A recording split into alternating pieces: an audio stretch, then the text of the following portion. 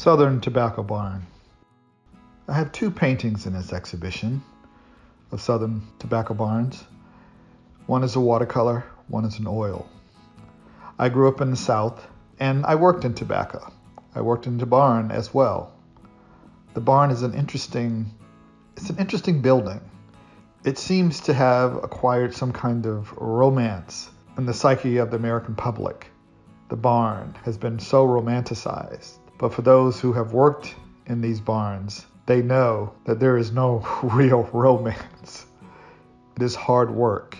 I used to work in the barn. I hung the tobacco. This was shade tobacco in the South.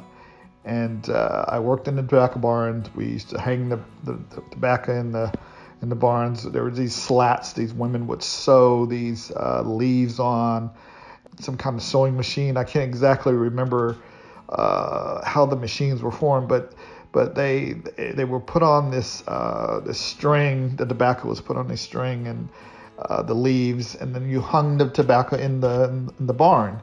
And once the barn was filled, there was these slats that you kind of hung in the barn. I can't exactly describe how the structure was made inside now because this was years ago.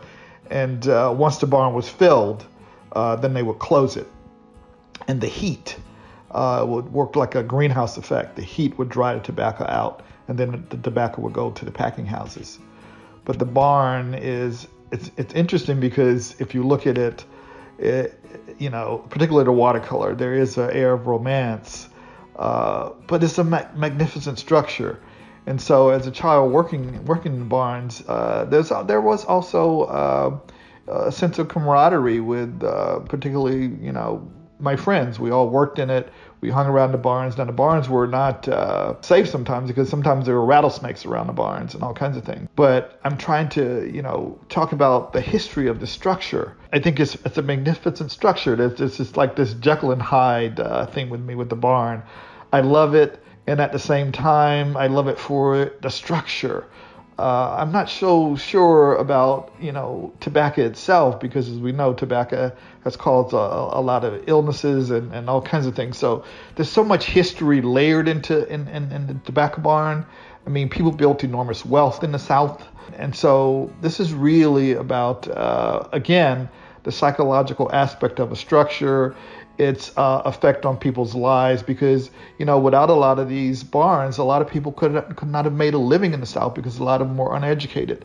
So a lot of people, they needed to be in these spaces to be able to make a living and take care of their families. So really, the tobacco barn is really linked to a lot of history in America and how a lot of old families in the South built their wealth from tobacco barns, from selling tobacco. This is the Southern Tobacco Barn.